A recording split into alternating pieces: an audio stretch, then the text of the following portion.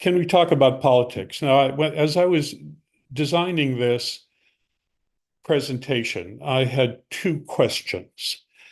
Uh, and I had two concerns. One is, how should I describe this?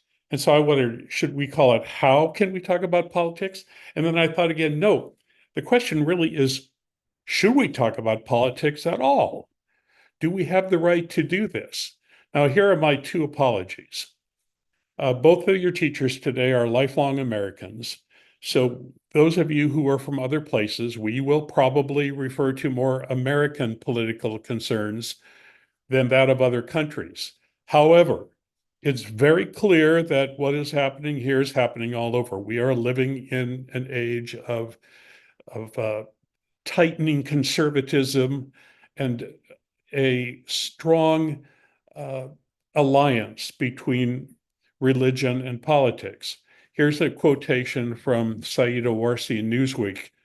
The battle is hardly contained to the United States. In Europe, America's cultural warfare is sparking a far-right chain reaction not witnessed since World War II. In the United Kingdom, issues like critical race theory or women's abortion rights were barely on the political cards until they dominated American debate stages and headlines. From Sweden to Italy, Finland to Greece, far-right groups and populist leaders are winning elections in record numbers. Their playbook is to parrot tropes and conspiracies popularized across the Atlantic. So I guess part of that first apology would be to say, we apologize to those of you overseas that the influence of this probably not very helpful movement here is also affecting where you live. Number two, we're going to try not to be personal about your favorite candidates, but this is an open forum. And so forgive in advance if somebody says something that bothers you. Here's Adventist in politics in 1960 when I was a kid. And I have a surprisingly vivid memory of this. I remember our family voted at a little leftover schoolhouse. In fact, the very same schoolhouse that my mom and her sisters had gone to school in, way out in the country. This was the era of the country school at the quarter of one of the plots of land that, in fact, back then they would give a quarter of land, that is 1/4 of a square mile, to the school, and anybody who rented that paid the money, and that would pay for the school. And so that schoolhouse was still there, and my family always went up to the schoolhouse to vote. And I remember asking my mother, what are the issues here? Why are you voting for this candidate and not that? And both my mother and father, I, my father may have said something, oh, I think maybe one has better foreign policies than the other, but they were not terribly opinionated. There was only one big issue, and they would mention this every time, and that is Sunday laws. The overlap between religion and politics, the whole overlap for my family was Sunday laws. And I suspect it was true for most people in church. Look at Adventists and really all Christians in politics today. Look at all the things that have come up. And I can tell you that having stopped being a parish pastor only 5 years ago, even during the time I was finishing up my ministry, all of these things were issues.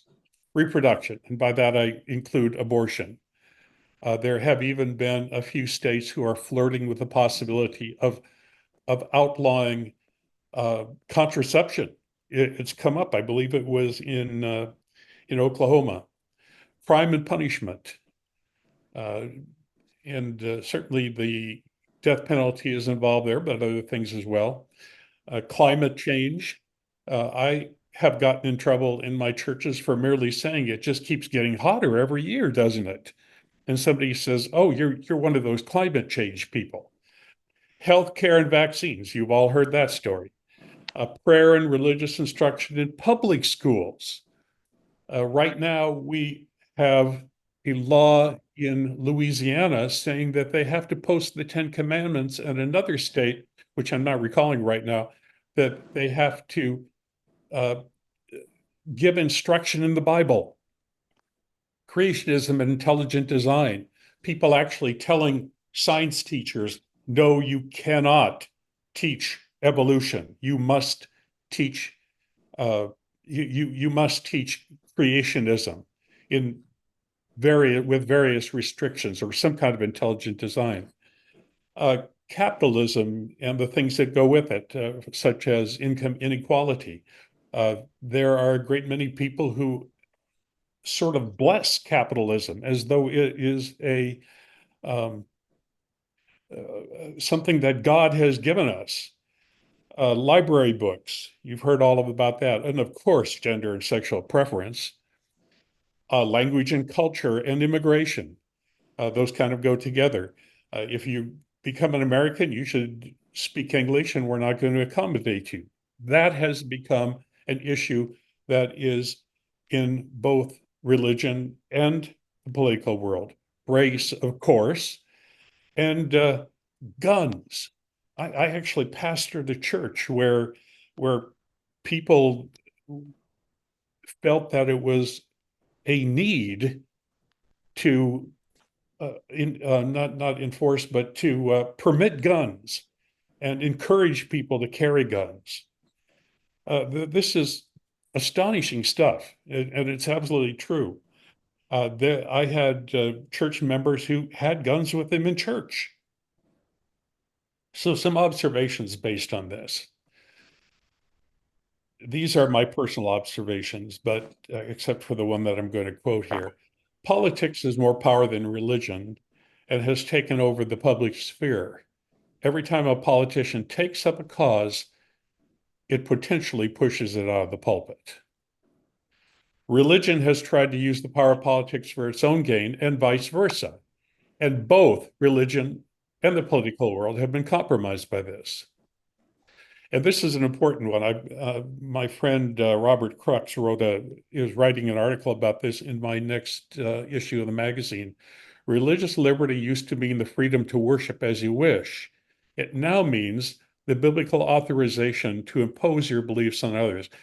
Think about what casuistry you have to engage in to completely turn the concept of religious liberty around so that you can say, my religious liberty means I can impose my feelings, my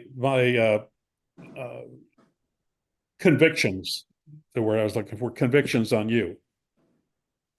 I encourage you to read Stephen Chavez's editorial today. It's on the website and on Facebook. And I'm going to quote it because I think it's worth saying. In fact, the thing that some Adventists are most proud of, our interpretation of prophecy, is laughably outdated. While evangelists still rant against the papacy, apostate Protestantism, and Sunday worship, a more dangerous and insidious threat infects society. Ironically, the threat is still religious in nature, motivated by those intent on forcing their beliefs on everyone else. We used to naively believe that our Bibles would be taken from us. Now books in schools and libraries are being banned. Religious zealots are taking over school boards, county councils, state legislatures, and courts. Bent on imposing their religious and moral values on the rest of us, some states are mandating that the Bible be taught and the Ten Commandments be posted in public schools. So that's my introduction. Jonathan, you take it from here.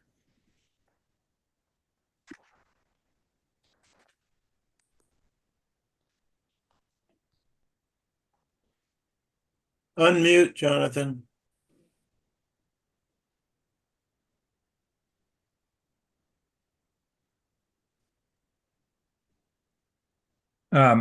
Did you do an overhead of the Niebuhr, or we Yes. don't need it? Yes. Okay. I have all 5 parts there. Yeah, So great. I just wanted you to introduce. I put the introduction that you sent me of him too. Okay, great. Yeah. Yeah, my part in sort of introducing the morning is to talk about the book that Loren mentioned, Christ and Culture by H. Richard Niebuhr. I was intrigued by your mention, Loren, of the JFK Nixon uh, uh, election in 1960. I know how much younger you are than me, and you had to be a mere child at the time. I was, I was in high school in 60, and I remember how crestfallen I was in my Republican family that Nixon lost. It was shocking to me. I still see those cameras trained on the Kennedy household um, in the night of the lights on in the house, and it was like staring at spiritualism or a seance. So, and I was just so brokenhearted. But I was very quickly turned around, as will happen with people at that age in life, high school. And I began coming home and seeing Kennedy holding his press conferences in the afternoon. I'd get off the bus and and I had to run to get home in time to see him. And he was so witty and charming and good looking. And um, I became, within months of being heartbroken at his winning the election, thrilled that he'd won it. And I started adopting, for some reason, a Kennedy accent. I began walking around school sounding like John Kennedy. So, um, I say that, and one reason it resonates for me today is the fact that we're all political, whether we believe it or not. We say, well, let's not talk politics in church, but the people that tell you that are obviously political and influenced by their politics. And what they usually mean is they don't want you to talk your politics in church. They want you to talk their politics. Okay. Let's just do a quick overview of this classic study by H. Richard Niebuhr. He's the younger brother of Reinhold Niebuhr, who was one of the very influential theologians and ethicists in the 20th century. Politicians read Reinhold Niebuhr, and just about everyone Bill Clinton, Carter, they read and were influenced by Reinhold. H. Richard Niebuhr's book is called Christ and Culture, is one of those classics. It came out in 1951, and it has stayed with us and continued to be read. What he does, Niebuhr, in this book is to show different ways that people are involved in their culture, and involved in politics. These are 5 types of Christians and culture. The first one he calls Christ against culture. The second one is Christ of culture. Third is Christ above culture. Fourth, Christ in culture in paradox. And finally, Christ is transformer of culture. Now, what I want to do is summarize each of these briefly, and then talk about how the Seventh-day Adventists typically fit in. No one is historically exactly like any one of these models. Some are closer than others, but often we sort of fit roughly into one of the models. And we can also hybridize a couple of them, or we're like two or three, or depending on where we are in our history or where we are in life, we might be more fitting one model than another. The first one is the Christ against culture that you see up in your screen here. This is the idea of rejecting the culture, right? I took a trip up to Michigan a year or so back and went to Amish country and saw the carriages being pulled by the horses.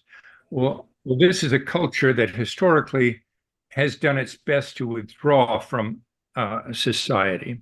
You probably have seen that movie Witness. It's a great look at this culture. Tolstoy, the great novelist, converted to Christianity midlife and in his 40s about, and loved the Sermon on the Mount and read it and absorbed it. Unlike many of evangelicals today who are having trouble with the Sermon on the Mount. But Tolstoy embraced it and embraced it literally and became what was called a Christian anarchist, Christ against culture person. Now, if you look at Seventh-day Adventists, we have our own version of this along the margins. The only formal position Ellen White held was as a board member for Madison College, which was in effect a self-supporting school and the archetype of self-supporting schools. But later into the 20th century and on, Weimar would be an example of it. I had family that went to Chestnut Hill. Well, these are self-supporting institutions that are more in that Christ against culture mode. Now, the Christ above culture is another type. This is people that do not do you want to do above culture or of culture? Of culture. You got it on the right. Did I get it wrong? Yeah. Yeah. Christ of culture. Yeah, you're right there. The Christ of, and they really sort of blur into each other. But anyway, the Christ of culture, you lack a tension between the church and the world. You're loyal more to the culture than you are to Christ in a sense. In the early days of Christianity, Gnosticism, which we don't think of a lot when we're thinking about the first century Christian, but it's very important to understand the Gnostics in order to understand who they're talking about among first century Christians. And you embrace it, Gnosticism, you embrace the culture of that time. Liberalism in the 19th century was very much a way for Christians to be absorbed by their culture. I think of as an example, and it's more pertinent to what we're talking about today, is the evangelicals in the southern United States. They are very much part of that region, and their Christianity is a very much Southern, right? In all its ways, the Christian nationalism, views of race, views of women, and so they're indistinguishable in many ways from being Southern, and that is what we mean by the Christ of culture. Now, the third one of the five is the Christ of culture, and here's where you take elements of the culture and Christianity and combine them. Again, there's not a lot of tension here, but they see Christianity as above culture and the fulfillment of culture, where culture ought to be. In the Middle Ages, Catholicism um, was of course, the example of this, and Thomas Aquinas, where he takes philosophy and Christianity and pulls them together. Reason and revelation are not at odds, but they're together. Creation and redemption, nature. There's a continuity between them, not a difference between them. What I think happens with evangelicalism, to pick up that thread again, evangelicals are of culture as Southerners, but then what they try to do and what we see them doing now, and what Loren was, I think, referring to really, is they try to take over culture and transform culture in their image of religion. So they move from the Christ of culture to the Christ above culture with their Christian nationalism. They often are taking minority positions in relation to birth control, or in relation to guns, or in relation to race and how it should be taught. They take minority positions, but they want to dictate how things ought to be. And that's where Christ above culture can go awry, where it institutionalizes religion in it. Christ in culture is maybe will be more familiar to us as Seventh-day Adventists.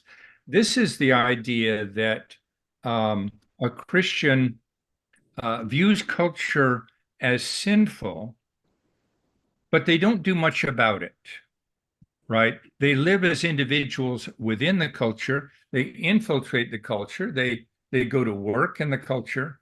They raise their kids there. They go to schools and so on. But their purpose is to be Christian individuals, not to change their political context. They are conservative in that sense. Probably the most negative example of the Christian and culture and paradox is the Lutherans during Nazism in Germany. They showed a lot of compromise and accommodation for the Nazis. They said, well, we can be Lutheran and Hitler can be Hitler. And so that's the Christ and culture and paradox in kind of at its worst. It probably comes closer to how many Seventh-day Adventists function. And when Seventh-day Adventists said keep politics out of church, that's what they mean. They mean to Christ and culture and paradox. We're not going to talk about the culture and how it ought to be changed or improved. We're going to let it be and define Christianity only individually. The last one of the five is the Christ the transformer of culture. And this is the notion that Christ or God is a creator who interacts with culture and also wants to improve culture or change culture. This comes not out of the Lutheran background, but more the Calvinist background. We see it in Puritanism and in Presbyterianism, and more contemporarily in Seventh-day Adventism in some ways. This is the idea that Christians don't just let the world be as it is. If democracy is under threat, they're going to support democracy. If there's a climate crisis, they're not going to just sit on their hands and wait for the Lord to come. They're going to do what they can to deal with that crisis. If there's racism in the world, if there's a lack of civil rights, they're going to do what they can. Christianity suggests that they do so. It doesn't allow them to just sort of wait for the other world to come.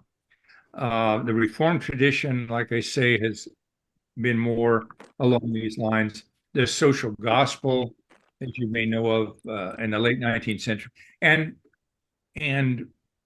there are historians in Seventh-day Adventism who see this as a motif of Adventism, particularly in the 19th century, that they were more interested in transforming their culture. As they moved into the 20th century and as fundamentalism took over, the Adventists sort of were absorbed by that and began redefining their involvement in society. Whoa. Whoa. So that is my brief summary and of Niebuhr, and in each of these categories that he talks about, these 5 categories, he tells you what he thinks is good about it and what is negative about it. I think he leans toward the transformer of culture individually, but he can also see negatives in that. So it reminds us again of how important politics is to all of us. When you talk to somebody who says, I'm not interested in politics, you then ask, well, what is your economic class? Or what's your ethnicity? When did you end your education? Was it after high school? Was it after college? Was it beyond? How do you live? Who did you marry? How do you dress or eat or speak?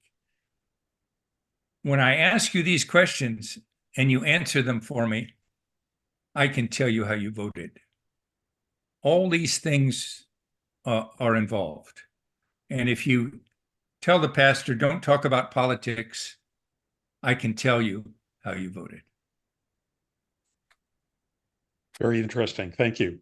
Now, keep these relationships in mind, and as Jonathan has said, they really overlap a lot, don't they? They're very hard to keep discrete. You say Christ, the transformer of culture, can also be kind of above culture. To some degree, they all occupy the same Venn diagram. I will mention here as a footnote to this particular page. I like that third example, Jonathan. Seventh-day Adventists were somewhat more involved in political matters having to do with temperance and abolitionism and those sorts of things than they are today. And you're absolutely right. In the world that I occupied, and when I finished my ministry, we were very much Christian fundamentalists, and people were very much right-wing, and they were looking. They were much more in line with what was happening in the Southern Baptist Convention than they were with any kind of historic Adventist view of things. All right. Oh, and by the way, if any of you want to read about the switch from to Adventist fundamentalism, the 3 books that probably have the biggest, look up Michael Campbell, who's written 2 books. I think it is 1919, was it, Jonathan? Yes. And then another book that goes with that, and then Gil Valentine, whose Ostriches and Canaries, I think he called it. Good books. Now, before we finish up and go to the next part of this, let me do a little bit of a Bible study with you. This is not a very organized Bible study. This is not going to be the kind that you got from the pastor when you were taking baptismal study classes. What I did was I just kind of went through and grabbed a bunch of passages from Scripture that I thought had some relationship to this question of Christianity and politics. And the first one should be very familiar to you. My kingdom is not of this world. Now, Jesus said it in this particular setting about if his kingdom was of this world, his disciples would be a little mercenary army. They'd be a posse who go out and defend him. They refused. They didn't do that, and Jesus didn't ask them to. And the one time that they showed up with a sword, you remember how that turned out? Jesus said, "Put the sword away," and he turned around. The guy that had been wounded, Jesus turned around and healed him. My kingdom is not of this world. And this is a pretty important thing to keep in mind as sort of a governing principle. It appears that Jesus said this, but then he also said some other things that were a little bit more problematic. And Terry is nodding his head. Another basic foundational principle here is freedom of choice. I've always been amazed, Jonathan, by this passage in Joshua, because it's so interesting. It does not say you've got to choose the Lord. It says, if serving the Lord seems undesirable to you, then choose for yourselves, whether the gods your ancestors served beyond the Euphrates or the gods of the Amorites in whose land you are living.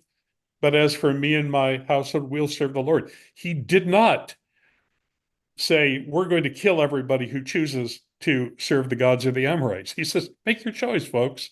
You've got a choice here. You actually have one.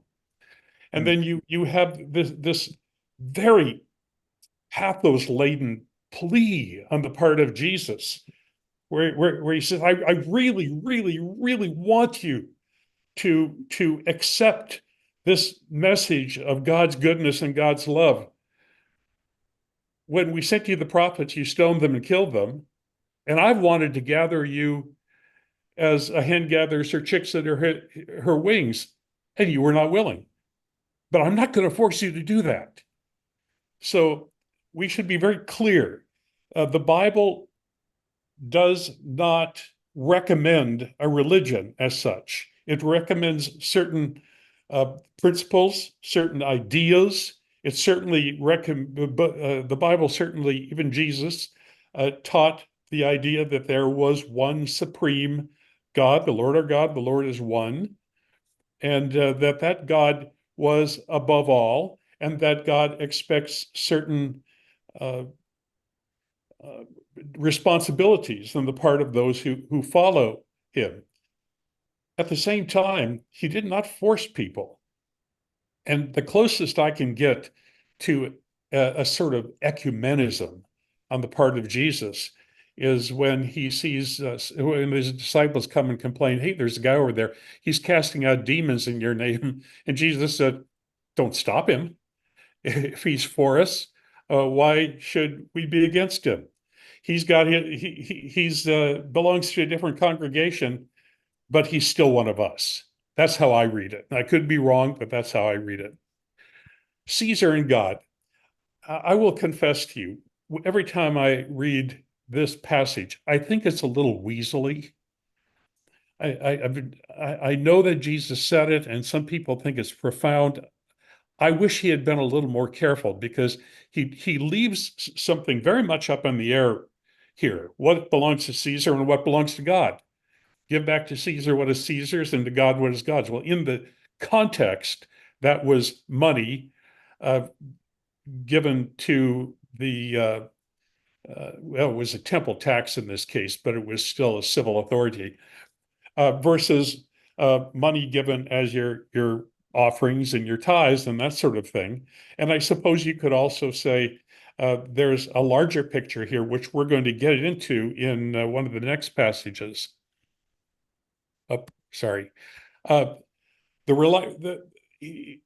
it comes to the enforcement of religious ideas, I came across these two passages, and I think that they make the point that you don't belong to a religion unless God calls you to it. No one can come to me unless the Father who sent me draws him. And then John 1, but to all who did receive him, who believed in his name, he gave them the right to become children of God. He didn't make them, force them to be children of God. He gave them that right.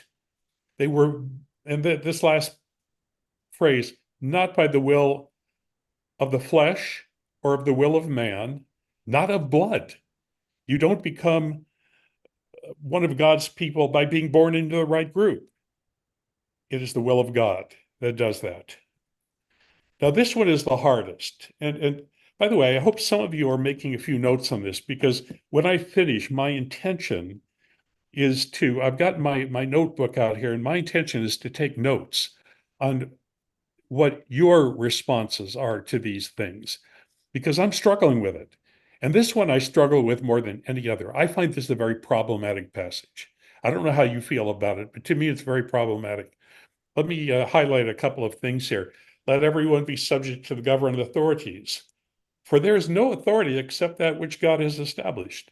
So, having known some very, very poor leaders who are governing authorities, that bothers me. The authorities that exist have been established by God. Whoever rebels against the authority is rebelling against what God has instituted, and those who do so will bring judgment of themselves. And then this sort of common sense thing for rulers hold no terror for those who do right, but for those who do wrong. Do you want to be free from fear of the one in authority? Then do what is right. That's simple. You will be commended. For the one in authority, and again, this starts to bother me a lot. The one in authority is God's servant for your good.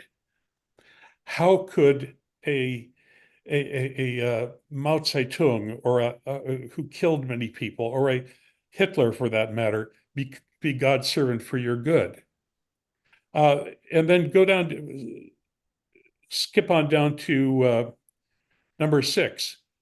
This is why you pay your taxes, for the authorities are God's servants who give their full-time governing. Give to everyone what you owe them. If you owe taxes, pay taxes. If revenue, then revenue. If respect, then respect. If honor, then honor. We've often been told about how the Christians had a very hard time because they were supposed to drop a pinch of incense in worship of the emperor, who was supposedly thought to be God. Now, I think it was a bit of a political fiction, because I don't think anybody really thought that they were gods, but that was part of the honor, was to say that the Caesar was a god. You were supposed to throw, and the Christians would not throw their pinch of incense in. You've heard these stories. This one bothers me a lot, and we were speculating before all of you came on whether what we have here is something that was dropped in later. Was it something that was asked to be included to keep the Christians out of trouble? It doesn't seem to fit in with the passage. So I grabbed a couple of things here that I hoped would contrast the role of the church. Here's the first one. The role of the church is evangelistic. All authority in heaven and on earth has been given to me. Therefore, go and make disciples of all nations, baptize them, and teach them to obey everything I've commanded you. Well, Christian ethics and Christian behavior was well known even in the Roman society. Both Jews and Christians were known for being people who had high ethical standards because of the commandments, because of the teachings of Jesus. 1 Corinthians chapter 2, verses 1-3, again, I think could be useful to us as we try to sort this out. When I came to you, I did not come with eloquence or human wisdom, as I proclaimed to you the testimony about God. For I resolved to know nothing while I was with you except Jesus Christ and him crucified. I came to you in weakness with great fear and trembling. And before I move on to my next slide, do you notice that there's a contrast between the way these two are expressed? The first is used by evangelists in a rather arrogant presentation of the power of the church and how everybody has to join. They become manipulators of people under the heading of this teaching. What does Paul say? I came to you in weakness, with fear and trembling. I did not come to you with strength or with arrogance. I came to you only to say that Christ was crucified. And then finally, another role of the church, and this one is probably most meaningful to me. I wish this was what the church was, and I think some of you who are strong on social justice feel the same way. Truly, I tell you, whatever you did for one of the least of these brothers and sisters of mine, you did for me. Now, in the end, I just sat down. These came off the top of my head. So you guys are going to have to help me with this. They're not in any particular order. I just popped off the top of my head 8 ways that we could relate Christianity and politics. Number 1, the church should say nothing about politics, never mention near it. We confine ourselves to Christ and preaching the gospel. That's it. We don't have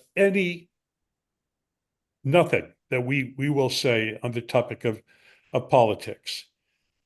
Even when it contrasts, let's say, with standards of Christian ethics, we turn to our people and say, well, the law says one thing, you know what the standards are. Number 2, here's another way we could look at it. We actively reject all politics and we actively reject all government. And we openly oppose it because Christ's kingdom is not of this world. Okay, that's even stronger. The first one, we ignore it. The second one, we reject it. Number 3, here we're going to change directions. The church should go all in and give us voting recommendations. Some churches do that. Some congregations, some denominations have been known to send out voting recommendation cards. In fact, Jonathan, I believe that Russell Moore mentions this in his book. He talks about the church handing out cards of who you should vote for. Number 4, this is some sort of in the middle. The church should discuss principles of Christian behavior and Christian ethics and citizenship, but keep the actual issues and candidates at arm's length. So we get up and we talk about the sanctity of life, but we never mention abortion, for example. We should fight in, number 5, we should fight in church about politics and kick out those who disagree with the majority. I suppose we could do that too. Number 6, the church should build a strong political opinion, and this was the church of my childhood, only around those matters that affect our particular eschatology or lifestyle, and forget the rest. That was my childhood when I showed you that Venn diagram where the only place politics and religion overlapped was in the matter of Sunday laws. That was it. Number 7, the church should ignore everything else having to do with politics and concern itself only with social justice. Give people food, clothing, shelter, do whatever we can to be good people. Could be worse. That's not a bad option. Number 8, the church should be an open forum where people can talk about politics, differ, but intentionally cultivate a spirit of Christian love and forbearance for one another. That's where I end today, and it's time for you to raise your hands, and we're going to start talking. I'm going to keep this up just for a few moments, okay? And then I'll take it down after about 5 minutes. I want you to keep these in mind as you talk with us. Gerald?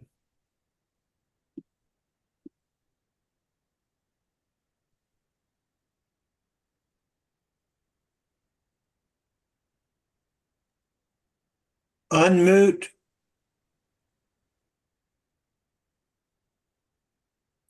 I'm reminded to unmute. Thank you so much. I appreciate those comments. I think that for many of us, it's going to come down to finding ways to interpret those ideals into practical life. Let's begin that discussion. Simona, I see your hand up. Would you unmute, please? Hi, And Simona.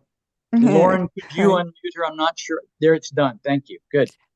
Thank you so much. This was an interesting presentation. I think there is maybe one thing that could be added, and that's Okay. that a large part of the presentation was talking about church as a congregate. It's an organization or congregation, but not so much about Christians as individuals. And I think there is a difference between how church acts in politics as an institution versus how Christians act as individuals.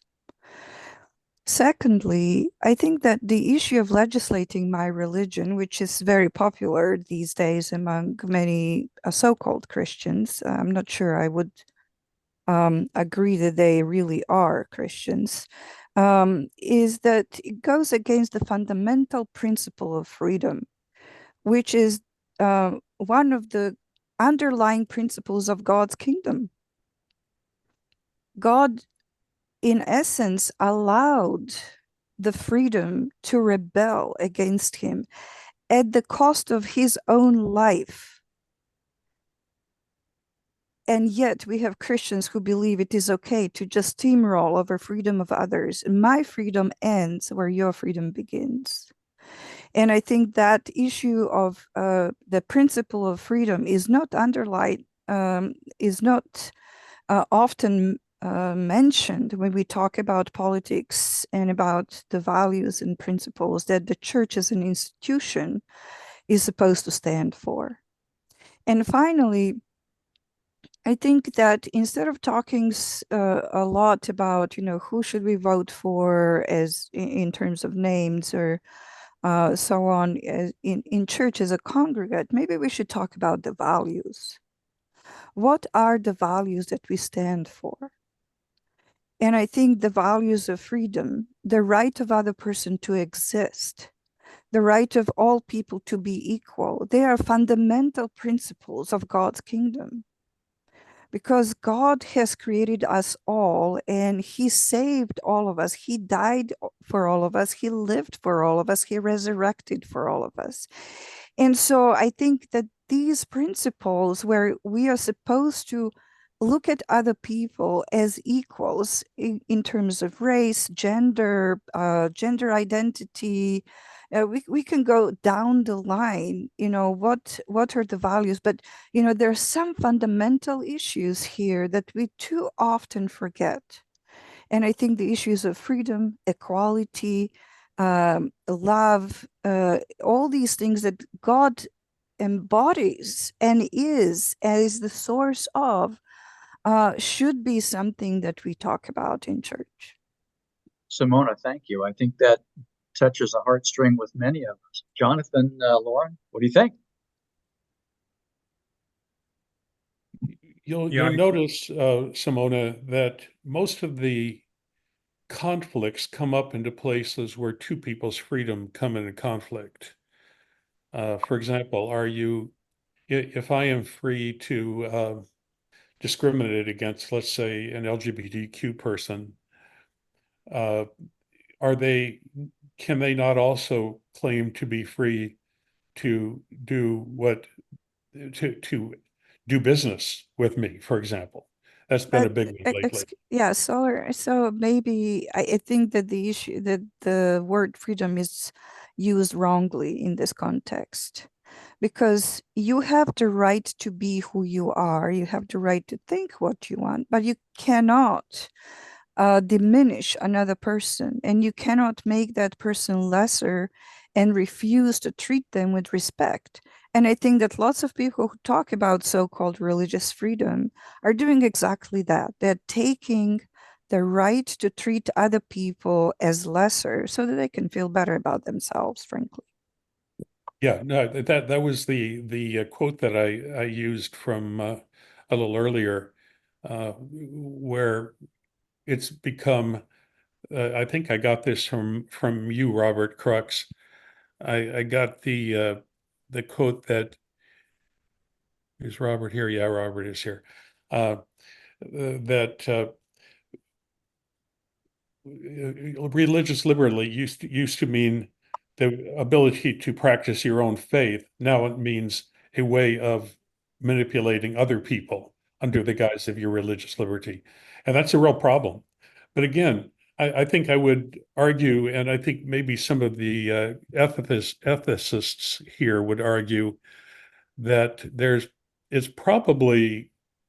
are points where it becomes extremely complicated on that edge between those two. What do you say, Jonathan?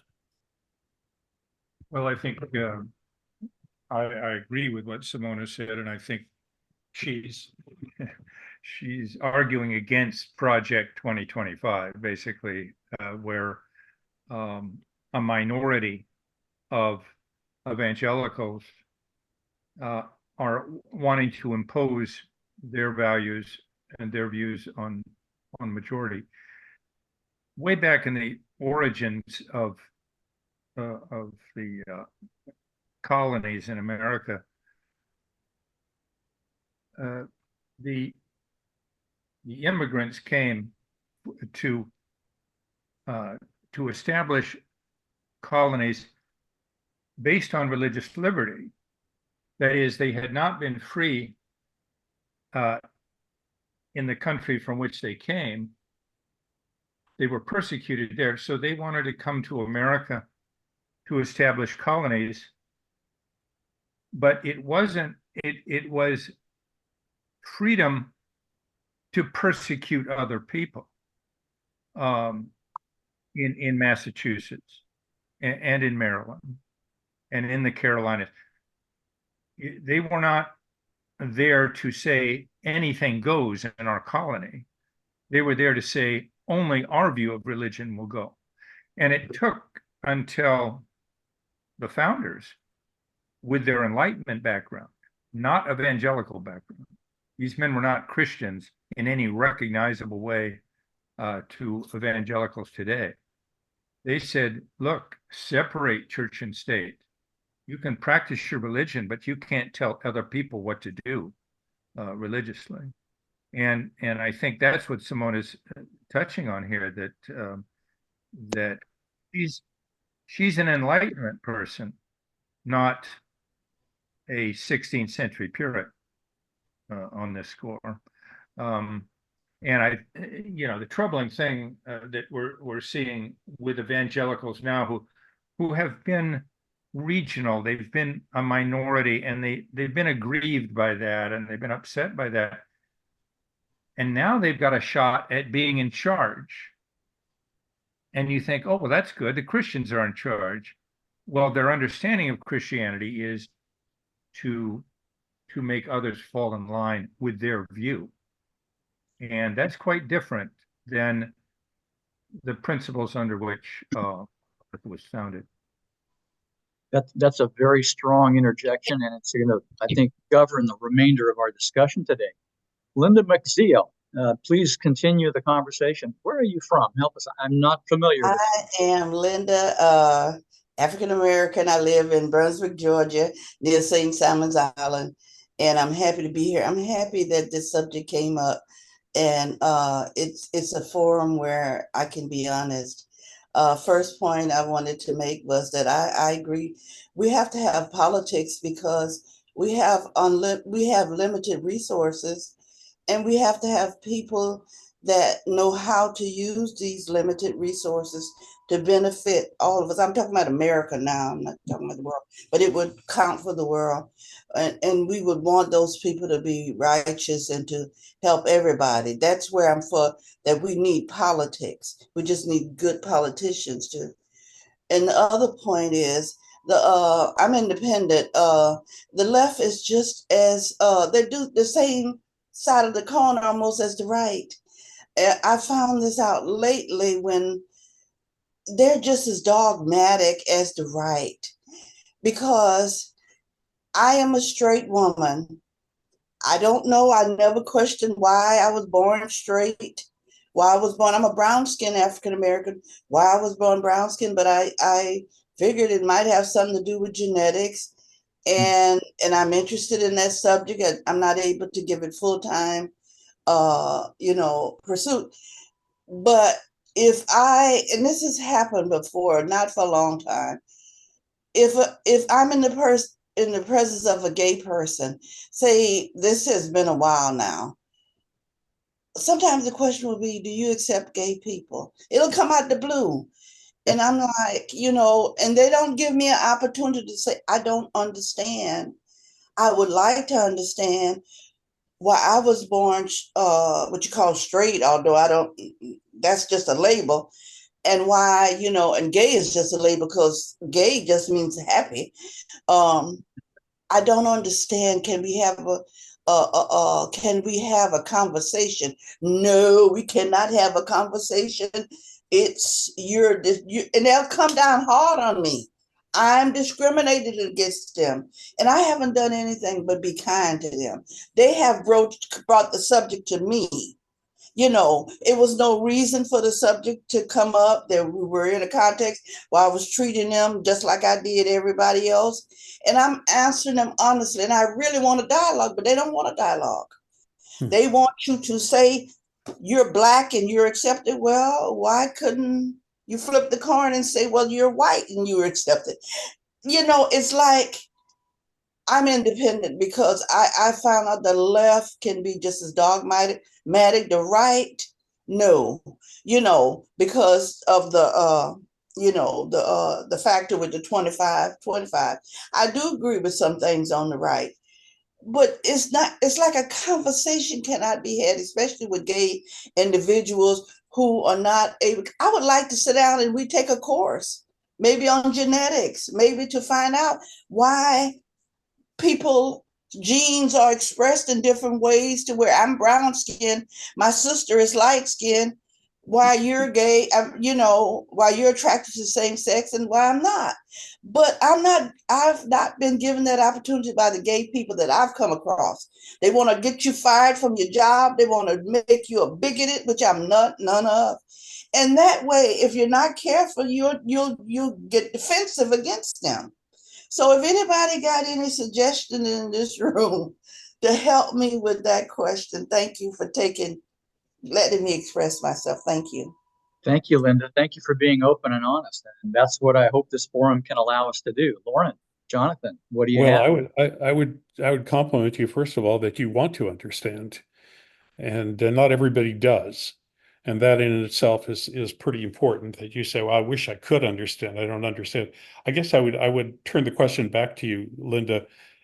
Does your experience of being a racial minority in the United States give you any insight into that gay person's defensiveness and I've never why? really, I've never really seen myself as a racial minority. Maybe I'm in the minority in that I've never viewed myself as that. I know I'm Yeah, brown skinned, you're light skinned, another person is very dark skinned, but I've never viewed myself in that, maybe because of my experiences. I don't know. interesting. Yeah, I think we're all a little bit defensive in who we are. I think it's rather odd when I see white men saying that they're discriminated against by feminism and things like that. I've heard that kind of nonsense. It's men are terribly put down. Well, no, not really. We're a fairly privileged majority most of the time. Uh, but yeah, I think we all are capable of that kind of defensiveness. Don't you think so? Jonathan, can you expand that? Well, it's nice to hear from Linda that she is talking to people, that are from a different point of view or different orientation. That's what I think we failed at in our time. As they say, we're in our silos. We listen to the news we want to hear. We talk to family we want to talk to, and we look for confirmation of our point of view.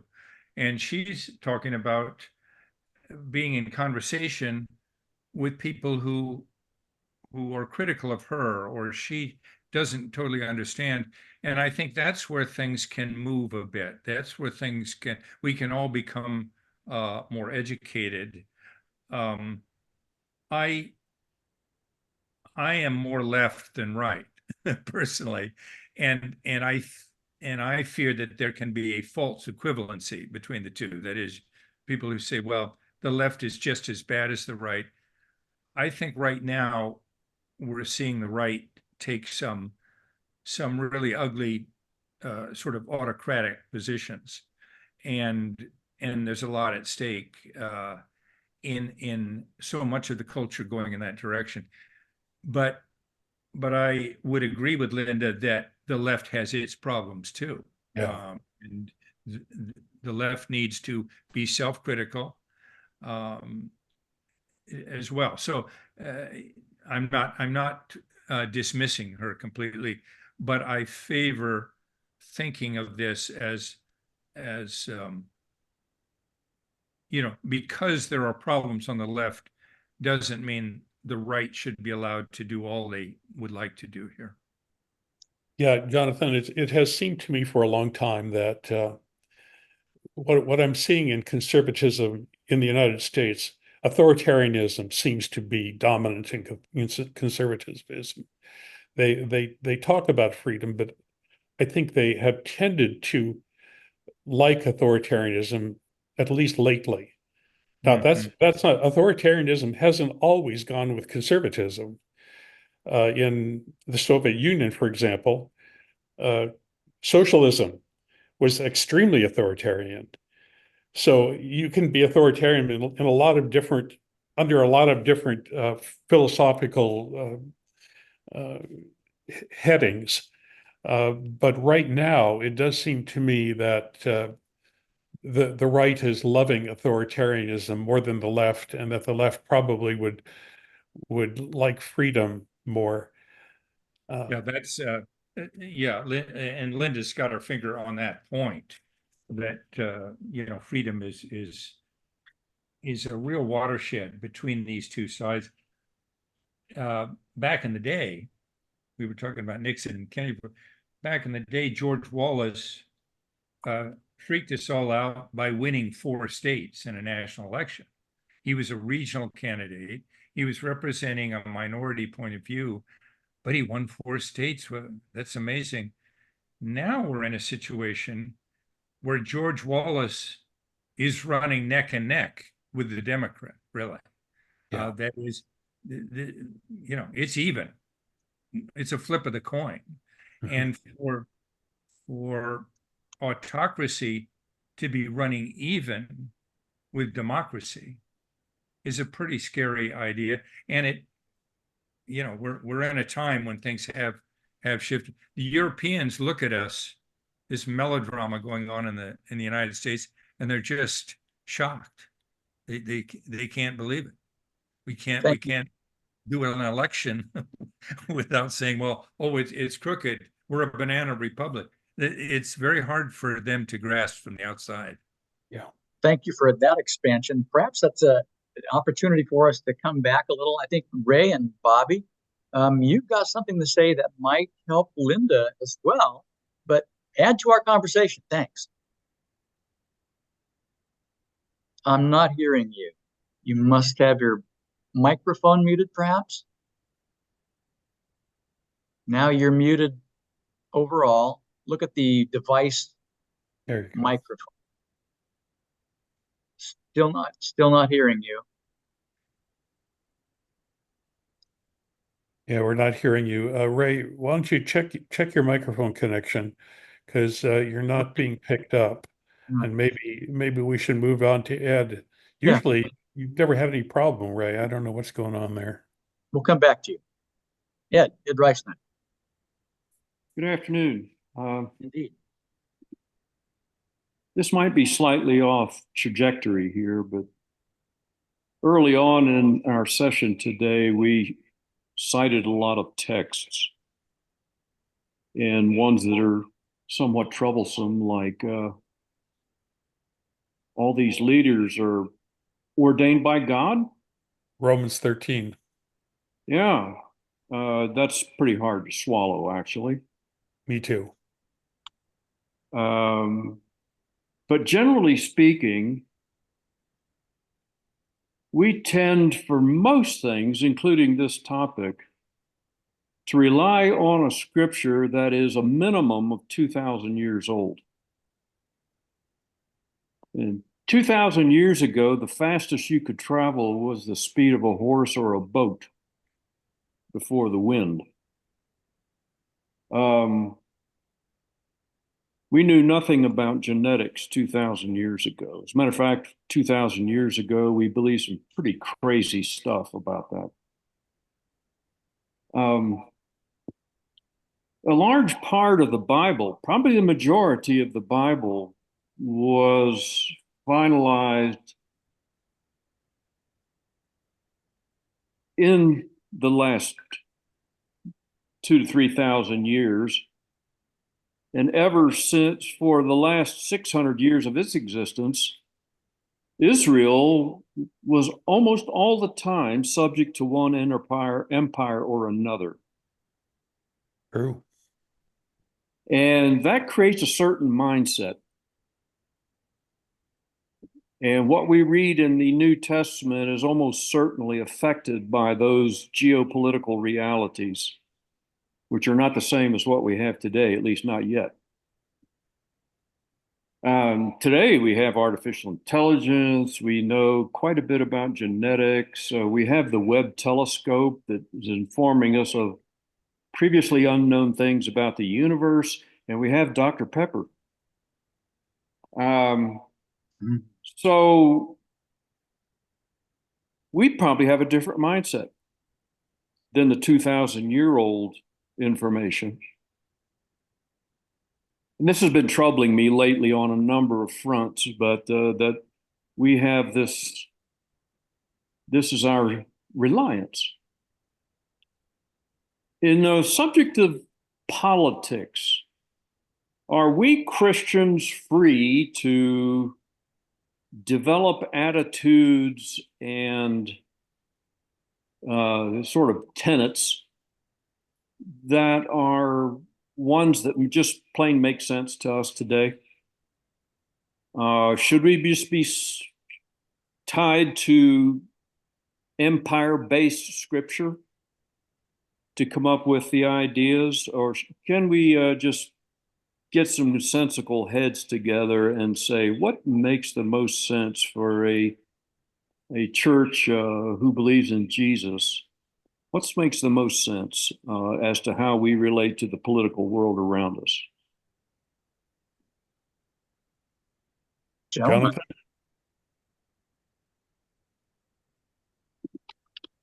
Jonathan, are we stuck with trying to figure out our political attitudes as Christians from the Bible? Is Romans 13 still true? Do we have to believe that the president that we have is put there by God? Well, I kind of think about and thinking about Ed's whole comment here. I think about this from sort of two lines that intersect. One is how remote or removed we are from Scripture. It's a different time, a different place. And when we're immersed in Scripture, we're hanging out with a fairly exotic people and a fairly unusual people. That we don't live like them, we don't think like them, and so on. So there's that to take into account. But there's also, how did these people in the Hebrew Scriptures or the New Testament, how did they relate to the world around them? And to what degree did they reflect that world and that culture? And to what degree did they stand up against it? Paul gets beat up, for example, for his views of women. But when you look at Paul's views of women in relation to his culture, he comes out a lot better than you might think. When you look at monotheism over against polytheism, you can be surprised at what you prefer. There's a great book, and it's part of the reason that it's so great is it's so slim, John Gager, Kingdom and Community. And he's arguing, why was Christianity successful? Why did it prosper? It went from a group that was persecuted, a minority. You could be martyred for being Christian. Within 3 centuries, they were the religion of the empire, Christianity. Constantine. How did this happen? His argument is that, unlike other religions around them, they believed radically in their point of view. And it was a rather high bar to be a Christian. For one thing, you had to be willing to die to be one. And so as a result, they flourished. And the other religions, the polytheistic religions, fell by the way. But I have no easy answer to what Ed's bringing up here. I think it's a very important point he's raising. I'm quite willing to concede that I'm far removed from the Bible, practically as far removed from Ellen White, who was a 19th century figure. So I'm admitting that, but I do think, to be fair to these earlier forms of religion to which we are indebted, we need to ask ourselves, what were their options and what did they embrace, and how have we benefited from that? Ed, is that I wonder if, based on what you're saying, Jonathan, we are better off to be somewhat analytical about the biblical stories and injunctions, in the sense that we can learn from whatever their mistakes were. For example, the Jews' solution to it was to constantly rebel, and subsequently got wiped out for their troubles. So maybe all we do is learn lessons from what we can observe in the Bible and then try to apply it to our current circumstances as best we can. Yeah, there's a great book by Alan Jacobs called Breaking Bread with the Dead, and you pick up these classic books, and you disagree with a great many things in them, how they view race or religion or women or whatever. But it doesn't mean there isn't something of value in that classic. And I think we're sort of, your point of looking at the Bible and saying, well, be analytical. Maybe you disagree with the Bible in places. Maybe you take it on, like Loren's really taking on Romans 13 here. Why not? But what Jacob says is, you can still find a kernel of truth there. You don't necessarily take everything, but you find a kernel. Don't throw the classic out. Find what's useful there. Yeah. I will take just a little bit issue with what Jonathan said. To be a Christian, you had to die. I've been doing a little study during that time about that era. And while it's true that there was a time when the blood of the martyrs was the seed of the church, to quote the famous line, when Christianity really grew, it was because they held hands with government. And by the time you get to around 300, there was, for a short period of time, some true persecution, but it didn't last as long as you would suppose. By the time you get to around 300 in Constantine, Christianity becomes the religion of the empire. And it switches from being the Romans persecuting Christians to Christians persecuting Christians. And in fact, around the end of the 300s, there's a famous decree that goes forth that says that now it's perfectly legal for you to persecute Arminians, because we all know that they're heretics. And so you have a sort of situation, a sort of Roman Empire theocracy that goes on there. And suddenly on the Roman roads, Christianity is being spread to every quarter of the empire. And so as I've sometimes heard, well, when we were opposed, we really grew. Not necessarily. You really grew when the emperor said, "Hey, aren't you the great religion? We're all going to support you now." I think Gager was talking about the first century, but yeah, you wouldn't want to be backed into a corner where you say Christians never persecuted, or Protestants persecuted as much as Catholics did, Oh yeah, Uh, Luther and Calvin were both persecutors. Sure.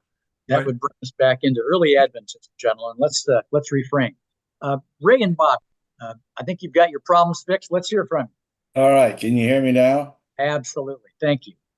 Well, there was some text that Loren was reading about letting people be who they are and believe who they are and not making them to believe a certain way or another. And we've had some seminars of talking about religion and freedom.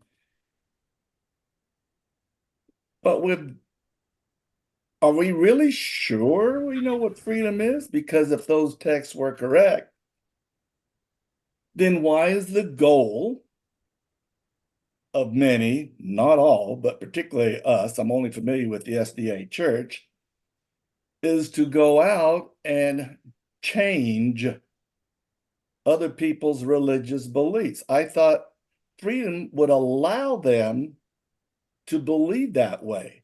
Now, considering when those texts that Loren was talking about, they were even given the choice, if you want to believe in a pagan god, go for it. It didn't say anything about making you believe like us. And when the disciples went out, were they going out to a Christian world? Or were they going out to a pagan world to change or present Christianity? Somehow it seems like we now feel that our brand of Christianity is the one that everybody should believe in. But yet that's opposed to those texts entirely. We're not trying to convert pagans. We're trying to convert other Christians to our belief system. We say it's not forced, but in the back of our mind, isn't it a type of non-freedom? We're not allowing them to believe that. Good points. Gentlemen, can we keep freedom from being politics in action, a right-wing extremist? Come on. I've seen some pretty strong evangelism, Ray. I don't think I've ever seen anybody forcibly thrown into the tank, but I've seen people sort of marched in that direction very strongly. But I don't know that my saying that you have to be an Adventist in order to be saved is forcing anybody. It makes me look like a fool if I say that, but I'm still not forcing them to become a Seventh-day Adventist. Is that what you're asking, Ray?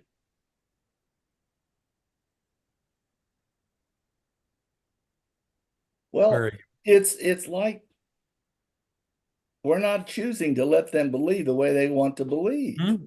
We're not presenting it in a way of saying, this is how I see life. This is how I believe. Now, how do you believe? Now, I grew up on those tent evangelism. Yeah. Turner, Dedamore, Hawley, and all those guys. Nah. That was not about freedom of religion. I'm asking I think it's a very important thought. Well, there were certain Proselytizing is that really the goal? I think there was a certain amount of manipulation in evangelism. While the choir sings "Just as I am" softly, and every eye is head and every eye is closed and every head is bowed, get out of your chair. And I actually once heard, and I remember this as a child, I heard Dick Barron Some of you remember the Barron brothers. I heard Dick Barron stand up and say, just this week, I talked to a lady whose husband, I begged him to come forward. He was sitting right in the front row, right where you are right now, sir. And I begged him to come forward, and he would not come forward. And that night, the Lord took him.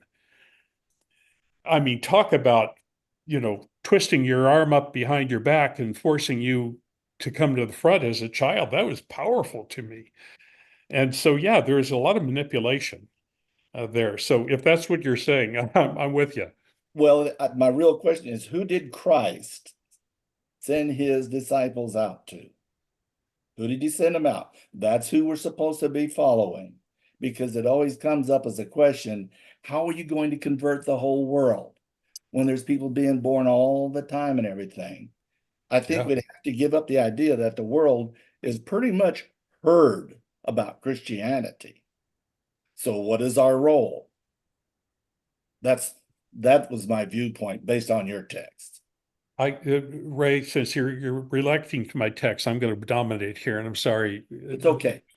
I'm sorry. I'll let Jonathan come in here too in a moment, but since I'm the pastor in this team, I will say that I had never in my entire ministry, I'm proud to say, never preached that only Adventists can be saved or only Christians will be saved. And I never preached a sermon on the mark of the beast. I never preached a sermon on the close of probation. I never preached a sermon on Catholics persecuting us. And somehow, for 41 years, I got away with it. So I'm not a representative here of that point of view. And maybe there are some pastors here who can speak to that. But yes, I agree with you completely. It is ridiculous for us to go around. We will never win the whole world to the Seventh Adventist Church. It's not going to happen.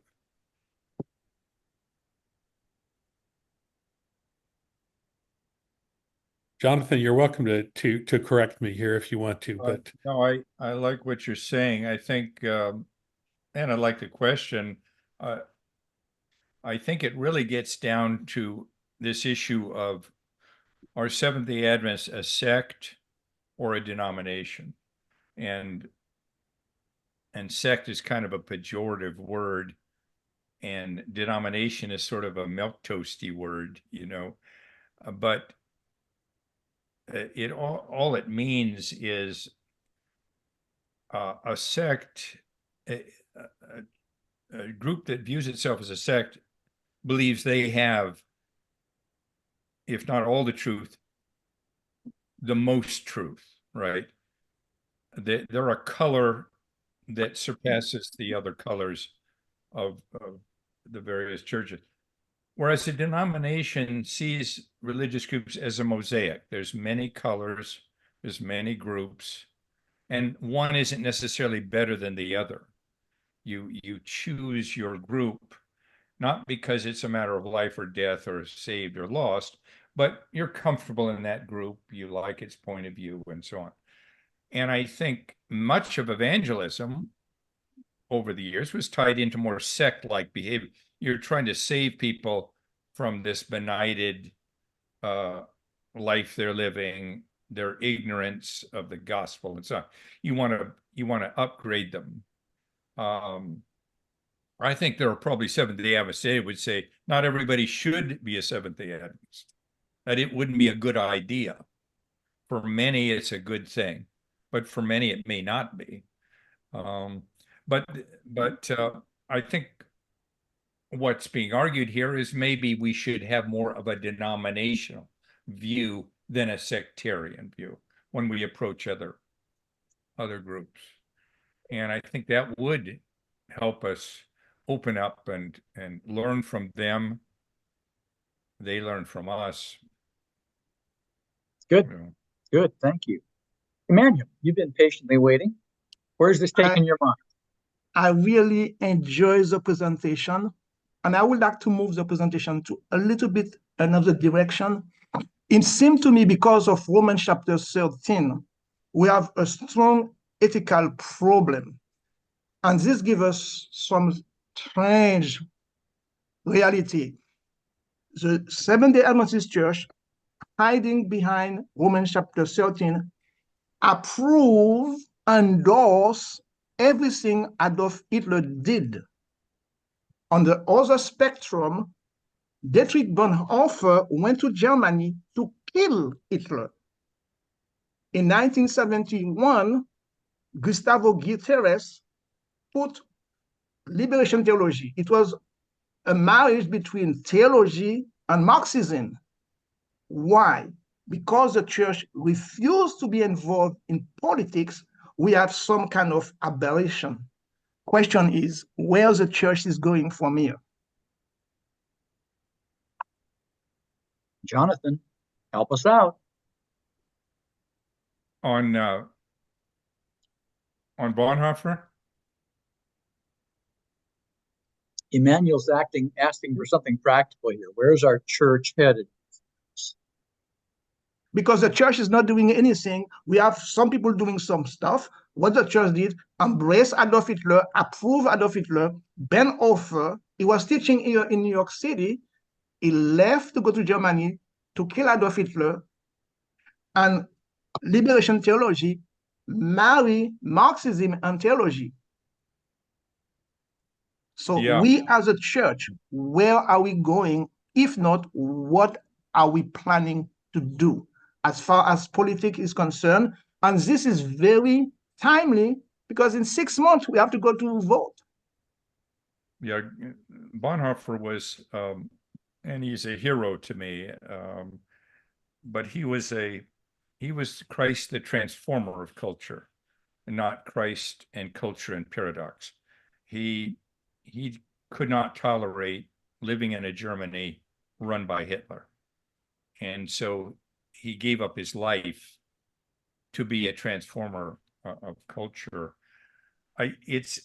You're raising a fascinating question because we are in the Seventh-day Adventist Church. It's kind of a laboratory of a global, what happens in a global church. There are so many different groups, different ethnicities, nations with very different challenges. And, you know, it's the North American church is a world of difference from the Brazilian church or the Nigerian church or the Asian. And so one way to learn about the world is just to learn about Seventh-day Adventists in that world and the challenges they face. And, you know, I think, you know, I'm upset by the way women are treated in various cultures. I'm upset the way homosexuals are treated in various cultures within the Seventh-day Adventist Church, right? But there's no easy way to sort of solve these problems. We're not going to turn everybody into a liberal democratic American in Seventh-day Adventism. And so we need to understand each other. If we understand each other within Seventh-day Adventism, we'll probably come closer to dealing with the world's problems. Emmanuel, what do you think? I would say okay, but I will add something. My understanding, no Seventh-day Adventists have been persecuted in Germany, but Jehovah's Witnesses, they are not the remnant church, resisted Hitler, and some of them lost their life. What we do with that?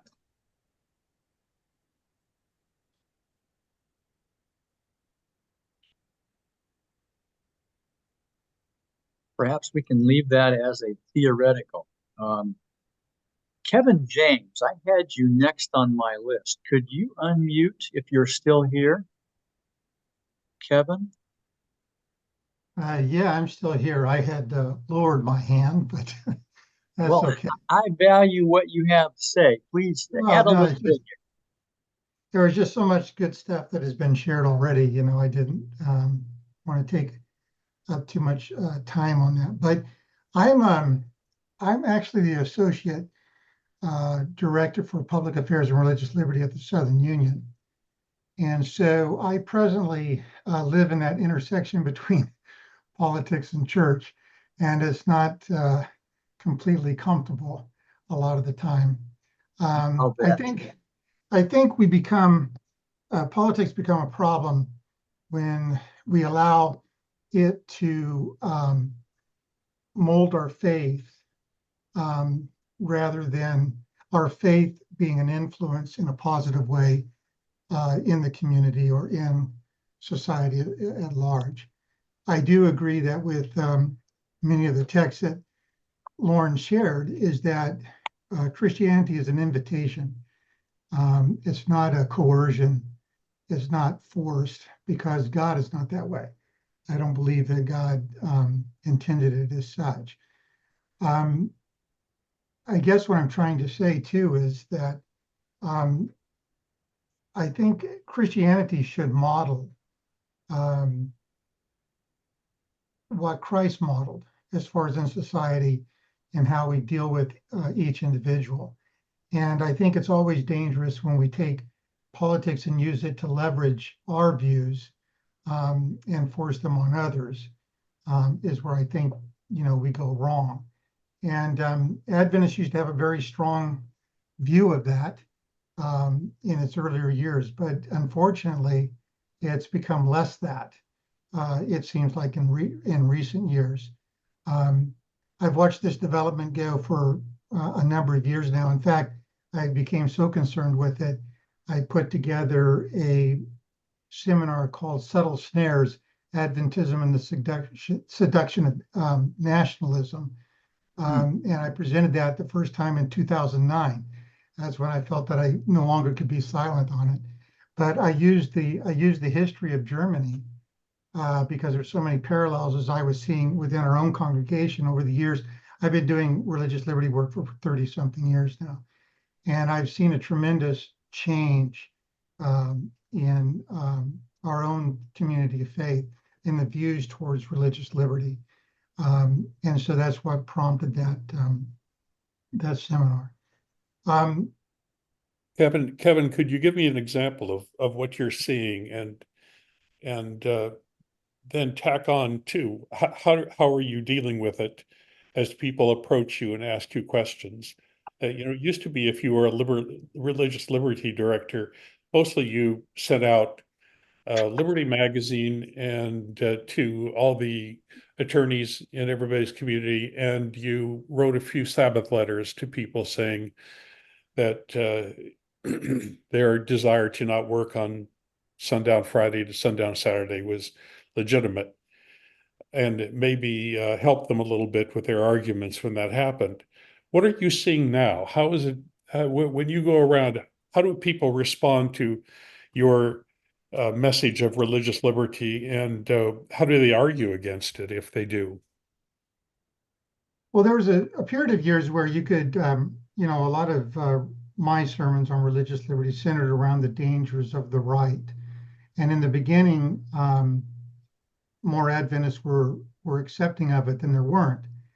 In the last 15 years, it's been like a complete shift where there's a big embrace in our churches of the right and the way that, you know, you can force your religion on somebody else because that's the way America is. And this is what America ought to be and what God designed.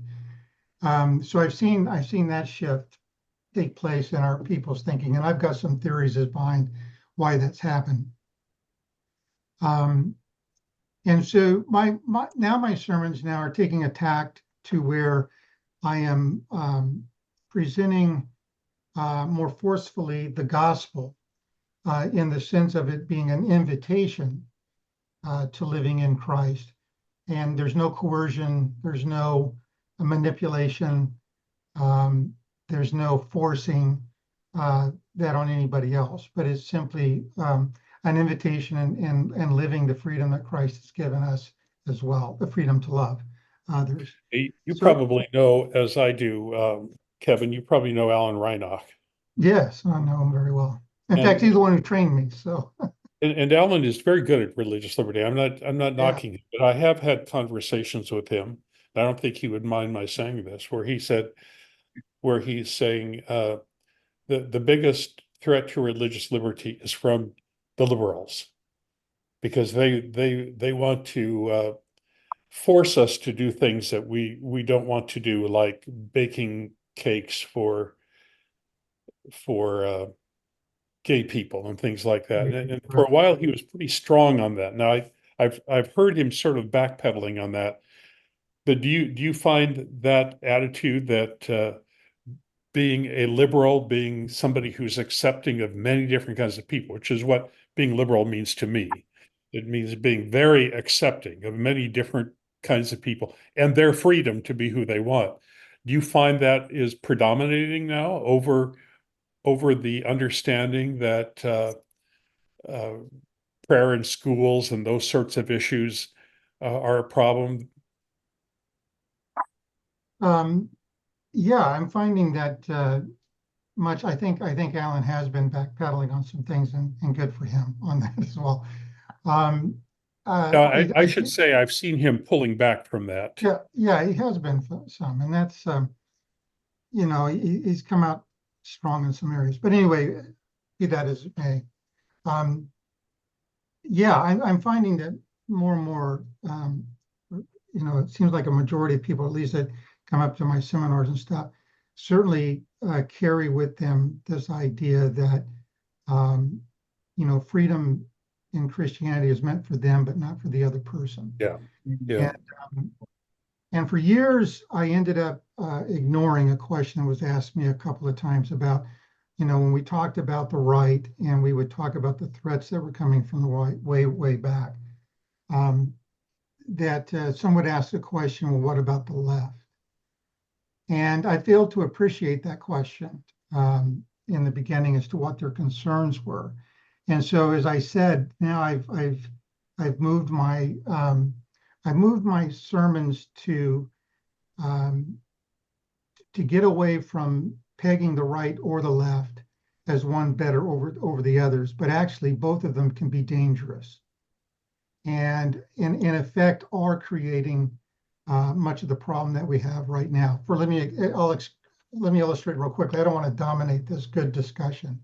No, you're not dominating it. I would tell you, Kevin, that it really means a lot to me to have somebody who's on the front lines of this in the Adventist church.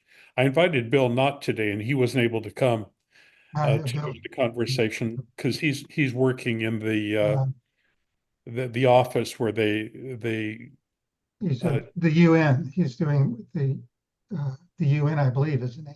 I think he's being sort of the Adventist lobbyist to Capitol Hill, if I'm not mistaken. But anyway, I really appreciate hearing from the front lines of somebody who's working on religious liberty right now.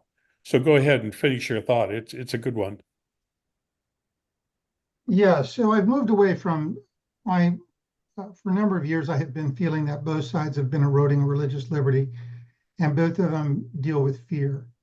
The left fear the establishment of religion to the point that they are forcing, or trying to force religion just within the four corners of a church. Mm-hmm. The right fear the loss of freedom of religion so much that now, and you see this very clearly in the current Supreme Court, that they are pressing to protect and expand that freedom, which we've never had more protections and expansion of that freedom of exercise now than ever, is that the court, by doing that, has in itself privileged or established religion through that very process. And so Very good. We see this taking place right before our very eyes. The Supreme Court is basically ignoring all establishment concerns and are all in on expanding free exercise to the point that it is infringing upon other people's rights and privileges, which is quite against what the founders were at. The founders were looking at a practical way in which citizens of the United States could be citizens without having to conform to some particular religious ideology. And I ran across a quotation from a guy named, what was his name? Greg Fraser. He says the key founders who were most responsible for the founding documents and who had the most influence were theistic rationalists. They did not intend to create a nation, a Christian nation. Not a single founding father made such a claim in any piece of private correspondence or any document. If they had, it would be blazoned above the entrances of countless Christian schools, and we would all be inundated with emails repeating it. I love that. It's just a great quote. Yeah. They did not intend to create a Christian nation. They were secularists when it came. They were theists, but they were secularists in the matter of everybody else's religion. And everybody else's civil rights. In other He words, says there's theistic rationalists believed in a powerful, rational, and benevolent God. They believed that the main factor in serving God was living a good and moral life. Yet they believed that virtually all religions fulfilled that purpose, not just Christianity. Yeah, yeah. Powerful.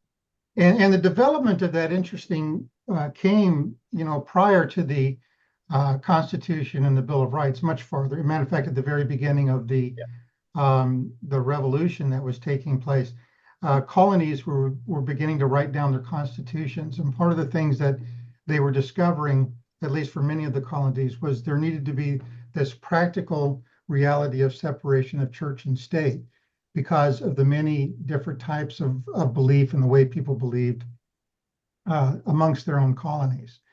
And that percolated up eventually into what became the Bill of Rights. It's interesting, the Bill of Rights, if you read them, if you read some of the other Bill of Rights that were in the other states, especially Virginia, George Mason being a very strong proponent, you will discover that a lot of what is in our 10 original Bill of Rights were already found in Virginia and a couple of other colonies at the time. So they were already wrestling with those ideas. And a lot of it had to do with practice, just the plain practice of civilization, interacting with religion is where a lot of. Kevin, thank you for bringing us home to that reality today. We've got a half dozen hands still up. We've got 30 minutes to go. Let's try to bring this together. Jonathan, I'm sort of trampling on your response to this, but I think it brought it back into your bailiwick. So think about that. I'm asking Art Klim to unmute next and share with us where we need to talk about next. Okay, well, I'm afraid I'm going to be a little all over the place, but following up some of the comments that were just made, it's no accident that the word God appears nowhere in the United States Constitution. Not once. It isn't they didn't know how to use that name. They knew they purposely didn't use that. There is one exception. At the very end of the Constitution, when they dated it, they said in the year of our Lord. But that was kind of what you did with legal documents at that time. So no mention. Oh, one other exception. There was a comment in the Constitution that said there would be no religious test for holding public office. That doesn't sound like a real ringing endorsement of we need to make sure we have God in the government. I drove on 2 days ago, drove with a friend of mine who I went to college with, went to law school with, and we drove to Seattle, which is a little over 200 miles from where I live, and went to a baseball game, came back the same day. So we spent several hours together. And he's in the same profession that I am, and both of us have sworn to uphold the United States Constitution. He has very different political views from mine, and we had a very vigorous discussion about that. And he admitted to me that the person he supports is an amoral individual, that he subverted and undermined and tried to overturn the Constitution, but it didn't shake him from supporting him, which is just incredible to me. Our society is very tribal. The church itself has become tribal, it appears to me. And I would also suggest that we're all kind of, oh yes, it's Kevin mentioned the Treaty of Tripoli. That's a good point. We're in no sense a Christian nation. I believe that was ratified during the John Adams administration. But at any rate, I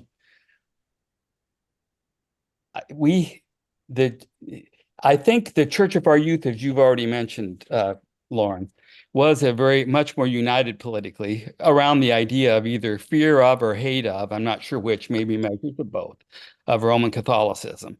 And but now I think the church is far more fractured ideologically. There a few, I don't remember what year it was, but not all that long ago, when some issues were fermenting in the church about the right of same-sex couples. The church boldly, Pastor Ted boldly created a human sexuality task force. And I'm sure all of us were just on pins and needles waiting for the determination of what the result would be.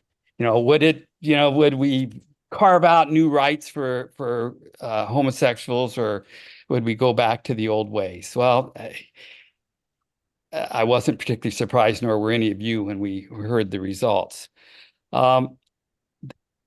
Speaking of tribal, and again, I'm getting a little scattered here. A few years back, when same-sex marriage became legal in the country, a woman named Kim Davis was a clerk in Kentucky, I believe it was. And she, because of her strong religious views, and she felt that same-sex marriages were wrong, she refused to issue wedding licenses, marriage licenses, to people who were part of same-sex couples. She became a real hero to many in the right. I remember the former governor of Arkansas, Mike Huckabee, had gatherings with her where they spoke, and she was upheld as a great hero. And she stood on the fact that, she felt the Bible clearly taught that homosexuals were an abomination. Somehow Mike Huckabee and her supporters overlooked the fact that she had been married 4 times, and that her second and fourth husbands were the same man.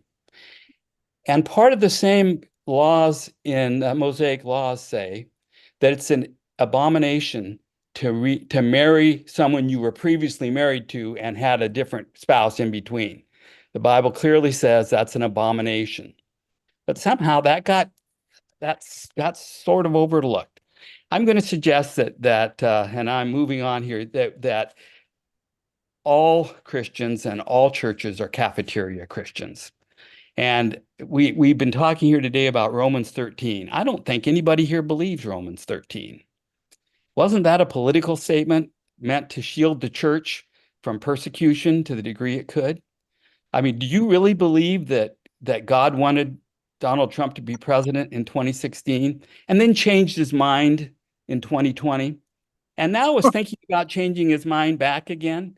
Or is this like when he repented that he had made Saul king, that he was sorry that he had made Saul king? I find it hard to square those things, that God wanted Trump, then didn't want him, and now may want him again. So just a couple of other things. The church used to be pacifist. It's no longer pacifist. And I'm going to suggest that the General Conference is a very, I'm trying to figure out whether they're a religious organization that practices politics or a political organization that practices religion. And I'm guessing that it's somewhere in between. Just one last thing on the issue of for instance, the like women's ordination and homosexuality. The church has taken these strong views. Now they're fudging a little bit on women's ordination because the Bible says so. But they're able to overlook, as I pointed out earlier, lots of other things that the Bible says. I just want to remind us that they're the second largest religious denomination in the United States, and the largest Protestant denomination in the United States is the Southern Baptists. The Southern Baptists have, it's sometimes important to look how somebody got their start. The Southern Baptist Convention got its beginnings, I think it was at 1845. They separated from the Triennial Convention in order to support slavery, which they regarded as and this is a quote, an institution of heaven. And during the 19th and most of the 20th century, it played a central role in Southern racial attitudes. It supported racial segregation and the lost cause of the Confederacy while opposing interracial marriages. I don't think they take those positions anymore. Has the Bible changed, I'm wondering? And what I'm going to suggest is we change our reading of the Bible. We change our outlook of the Bible depending upon shifting cultural attitudes. And we ought to just admit it and move ahead with what we believe, consistent with the larger overall message of our religion, perhaps. We ought to do what is moral. And if there's a part of the Bible that isn't, then maybe we ought to move on. We did with slavery, and I think the early Adventists were consistent in their opposition to slavery, but many Christian groups didn't. They finally got past that, and maybe it's time we move on in some other areas as well. That's it. Thanks. Art, your cynicism is it's well known and much appreciated. For those of you, I apologize. I had to snigger at one of Art's comments there. But Jonathan, is Art on the right track? What do you think? Yeah, I think in many ways he is. I mean, as I'm listening to him and this latter part of the discussion here, I'm thinking about two things that maybe just a little bit disjointed. But the first is the Constitution and the so-called originalism in reading the Constitution, that the conservatives have sort of staked that out, saying we're interested in what the Constitution originally meant. And what they mean by that is what the Republican Party says in their platform today. That's what the Constitution means to them. They don't read the Constitution, they read into it, right? Yep. So that's a whole, to me, it's a sort of a metaphor of how we read Scripture. It's the Constitution is sacrosanct, Scripture is sacrosanct, but we really read it the way we want to, right? The other disjointed point is there's one of the great theologians of my time, or great American religious historians, taught at Yale, has my name, John Butler, Jon. He's a friend of mine, and I've written for him, and so on. And we've talked. He had a luminous career, but he's written an essay on how the Catholics have had more of an impact on American religion than we've given them credit for. We tend to view American religion from a Protestant point of view, and we see it as America as a product of Protestantism. But his argument is, in so many ways, and you have to read the essay to do it justice, but that we're very much formed by the Catholics. And when I look at the Supreme Court, the court that is defining the Constitution for us, I note that the conservative majority, 6 of them, all are Catholic. One from a Catholic background, he converted to Episcopalianism. But when I was growing up, that would have been alarming, that 6 out of the 9 on the Supreme Court are Catholic. But those are just two sort of angles. Good. Thank you. Thank you for both of you injecting that. Karsten, I've got you up, and next I've got Dale Scobie after you, so be ready. But Karsten, what are your thoughts? Where's this taking you? Yeah, my thoughts are scattered all over the place. Couple of comments. As I listen to this discussion, I get very tired. And the reason for that is that, number one, Adventism is an American religion.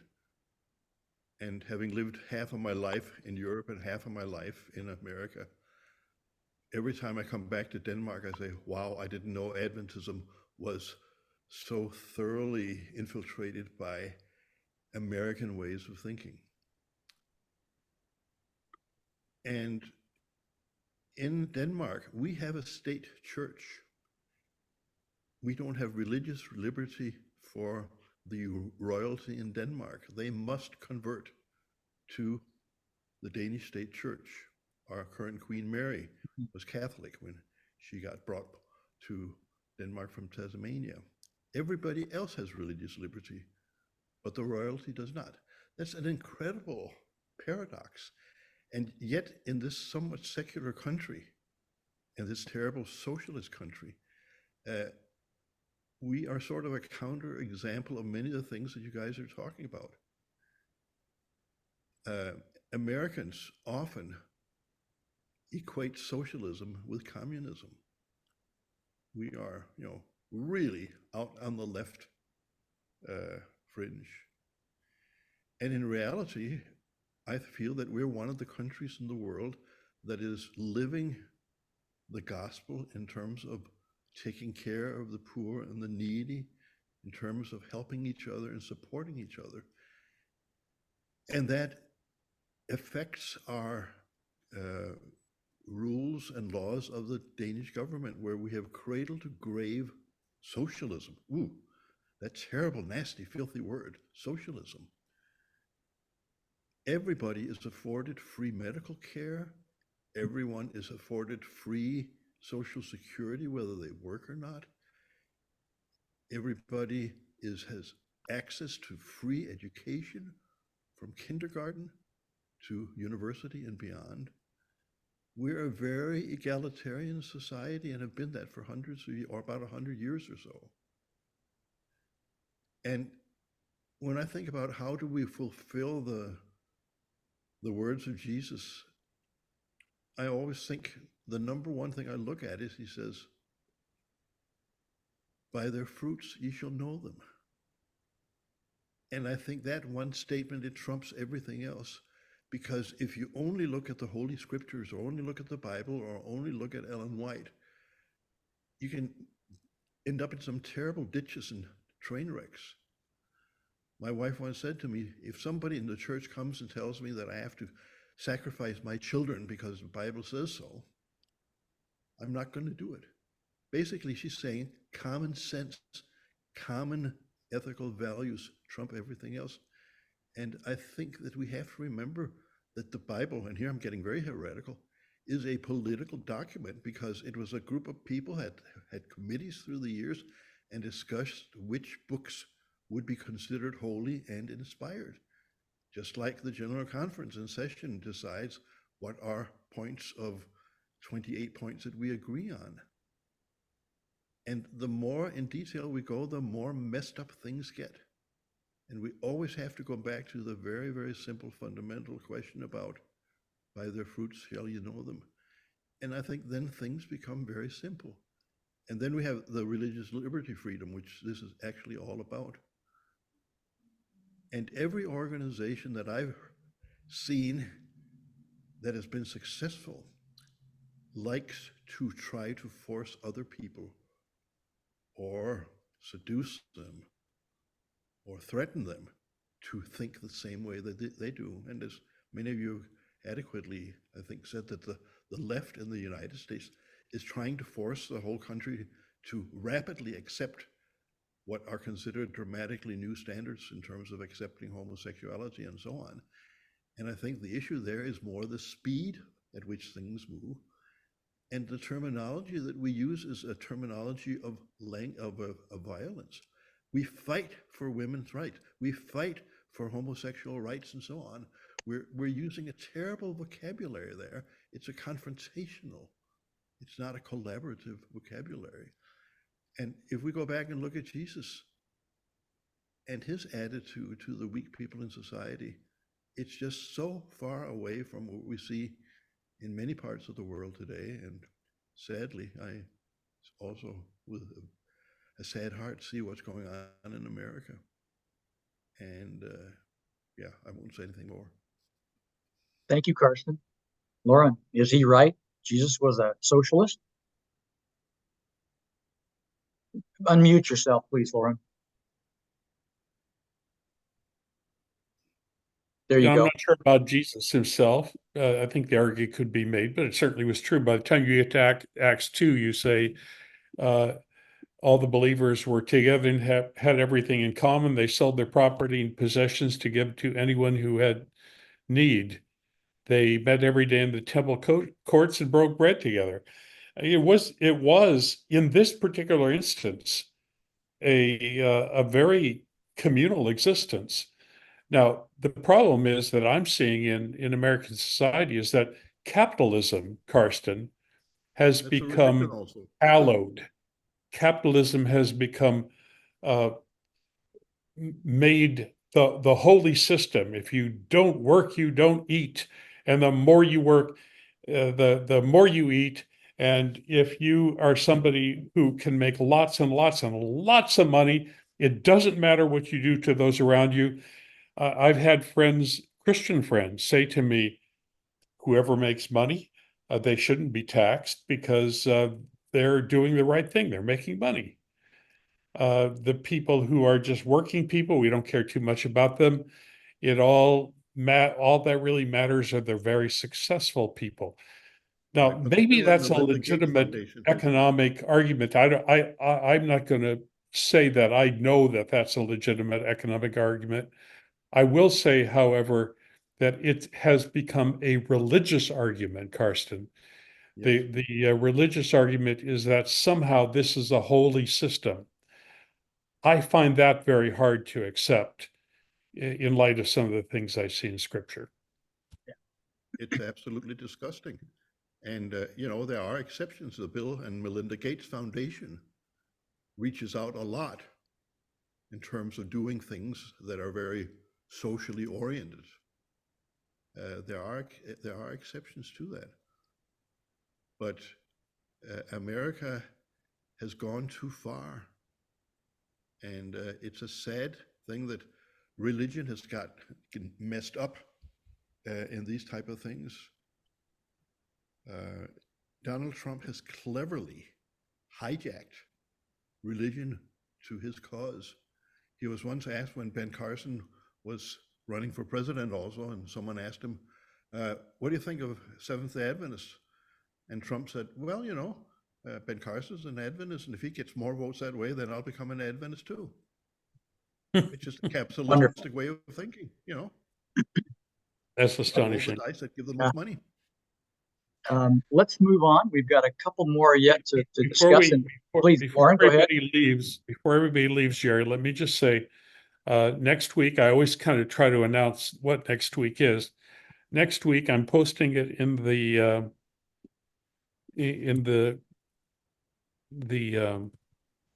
quotes too. Next week, we have Warren Trenchard coming. Warren is a New Testament scholar. The most asked question of Aunt Sevy is, I read this in Ellen White, but it doesn't seem to match the Bible. And you all know that. You know that is a concern, an ongoing concern for Adventists. So next week, Warren Trenchard is doing a piece on the biblical writings of Ellen White, probably focusing mostly on the Desire of Ages. He said Ellen White massively harmonized scripture and added numerous fictional details. That's how he described it to me. So he's going to do a careful scholarly study side by side between the Bible and Ellen White and show some of the areas in which there are differences and raise the question for all of us. Is it acceptable for us to accept what Ellen White said, even if it differs from the Bible? That's all I want to say, Jerry. Go on with. Thank you. That sounds challenging and intriguing. Dale Scobie. Ken, my old friend. A very good evening. Are you hearing me? Yes? Yeah. Yes. I am from Trinidad in the West Indies, and my brother in England sent me this link this morning. And I must say that having been listening to the conversation, I'm very, very fascinated, very excited. And I would also say a lot more hopeful about what is happening in Seventh-day Adventism in America. Now, particularly for this reason now, as a church, we have had quite a history in prophecy. We've came out of prophecy, and we certainly believe that the books of Daniel and the Revelation, those prophecies give us key insights, not only into what happened in the past, but in terms of what is happening now, presently, and in the future. And for the life of me, I cannot understand how there could be any doubt about our speaking to political issues, having regards to what those books speak about. Certainly on the issue of religious liberty, we know quite clearly, but I heard one presenter making the point that in the past, whenever his parents went to vote, they were thinking in terms of the Sunday law. But recently, the concerns seem to have changed to more moral and ethical issues. And that is something which the prophecy should really give us a good insight about. We know during the Middle Ages, church-state unity and the role of the Roman Catholic Church in terms of using the state to enforce its dogmas. We know that there are prophecies which say quite clearly that there would be a resurgence of that kind of thinking, and that the United States of America will be in the vanguard where that is concerned. So why is it that we do not speak to the prophetic insights and what the prophecies say with respect to those things? The fact that we could actually be looking at religious liberty as the right to enforce our belief on others, instead of the right of each one to have their belief. You know, I'm saying I'm concerned. I mean, I have a couple of comments that I wanted to make, but I'm concerned. I haven't heard any reference to the prophecies, prophetic interpretation, and so on. But is that a non-issue? Certainly. Let me just make this last comment. The prophecies tell us quite clearly that Protestant America, United States of America, is going to join hands with Roman Catholicism to enforce certain religious positions, in particular, the Sunday law. I mean, I am from outside of this country, but I'm very concerned when I see the conservatives, and I think they are the ones, when the time comes, whether conservative or Democrats, they will all take a similar position, I believe, in terms of fulfillment of prophecy. But the conservatives, more than any, they are the ones who are clamoring for Christianizing government. They use the issues of same-sex and abortion and those issues, and they are dangling it in front of religious people and giving the idea that this is all about reforming the society. But that is really a deception. And based on what the prophecies tell us, there is going to be America, Protestant America, is going to abandon the civil and religious liberties which they have stood for. They are going to join with Roman Catholicism in terms of seeking to enforce their positions on the rest of the community. That is crystal clear. So I'm asking the question, is there a role for prophecy and studying and looking at what the prophetic insights say in answering this question? Jonathan, help us merge prophecy and history here. Help Dale out and the rest of us. Well, it's certainly integral to the Adventist tradition. I think Adventists do better in thinking about prophecy in terms of contemporary comment rather than future prediction. We get in trouble sort of laying out what may happen. Prophecy is a question of how do we address the issues of our culture, and what do we mean to say to our contemporaries about how they should live their lives, and it's too often reduced to simply a crystal ball, which I think biblical prophets were not like that. Loren, can you add anything here? Oh, happy to. Dale, I agree with you that there are principles. If you read, go back and read Jim Walter's pieces that we published on Adventist Today this week, particularly the third one, where he talks about a postmodern understanding of the prophecies of the Great Controversy theme, where he says the real thing that we want to find here is the meaning, the principle behind it. And what is the principle behind it? Don't force anybody to do something in a religious way that they don't need to. Now, Dale, I'll be honest with you. I do not accept that Catholicism is still the threat. And the reason I feel I can say that is there is such a thing in Scripture called conditional prophecy. If something doesn't happen in a certain space of time, God says, well, that didn't turn out. And so this is going to be the problem. But the principle is still the same. And the principle that's there, Dale, is that we should separate, we should protect people's right to worship God as they'd like to. I really don't see much evidence that Catholicism is a threat. I could be wrong.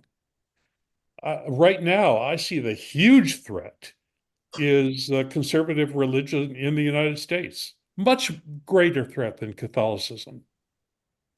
And so I want to suggest that we look at the deepest principle that we can in those prophecies, and rather than just very quickly pinning it on Roman Catholicism and say, that's the problem, look at the deepest principle. The deepest principle is what Ms. McZeal spoke to us about before, and that is freedom.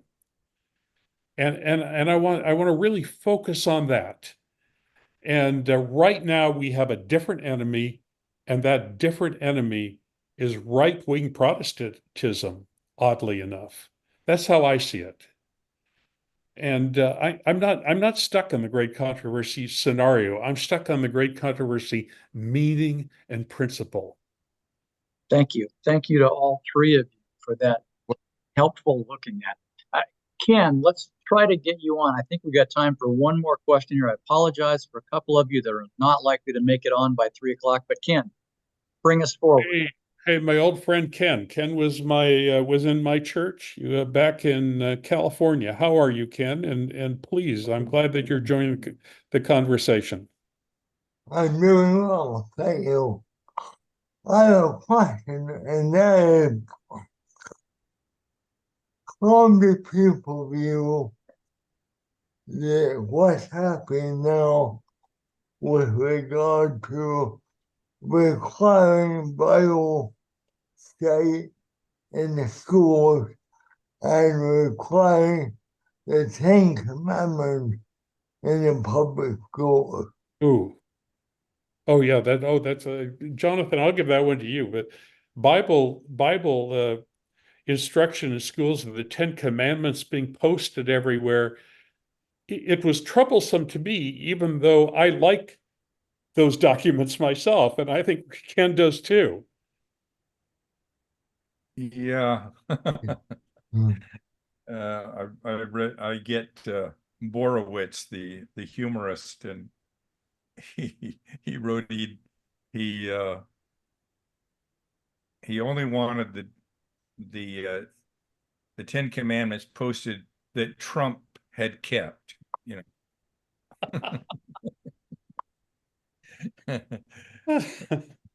But yeah, I think it's it's should not be a winner in the courts, but I don't think the governor who's posting them cares. It's a way of sort of throwing out a trope, and it's a way of campaigning for office. Yeah, I see it as rather cynical. I think Jonathan would agree with me that it's a rather cynical ploy to try to gain support. I don't know that those people really are deeply invested in those documents as much as they are invested in pleasing people who are going to feel good about making that. Am I wrong, Jonathan? No, I agree. I agree. You know, it's maybe kind of harmless in the grand scheme of things, but I think pretty irrelevant. In a way, I suppose you would think differently about it, Ken, if you were a Muslim and you were sending your child to a public school, or you were a Buddhist. If you were a sort of secular person, probably you wouldn't think too much of it. You would just say, well, the Bible is part of American culture. Let me learn about it. But if you felt like it militated against your faith, I think it'd be awfully hard to feel good about it. Don't you think so? What do you think, Ken? Well, I think no doubt it will end up in the court, and it'll be interesting to see what happens. Oh, it will indeed. And my suspicion is that if it goes as far as the Supreme Court, certainly if it goes to the district court in the region of Texas and Mississippi and Alabama, that district court would say, "Oh yeah, it's a great thing to do." Yeah. But it'll be interesting to see in the Supreme Court. I don't see much will on the part of the Supreme Court justices to want to separate church and state. Am I wrong? I don't know, Jonathan. My impression is that they tend to love anything of that sort. I think it's time for us to leave. I want is. to thank all of you who've participated in a very civil manner. I think we can discuss politics and have. I'm proud of you, and I'm proud to be part of this community. Let me just bless you all in separation. May God go with you and continue to bless you in becoming a broader and more inclusive community, politically aware, but wise as those serpents. Amen.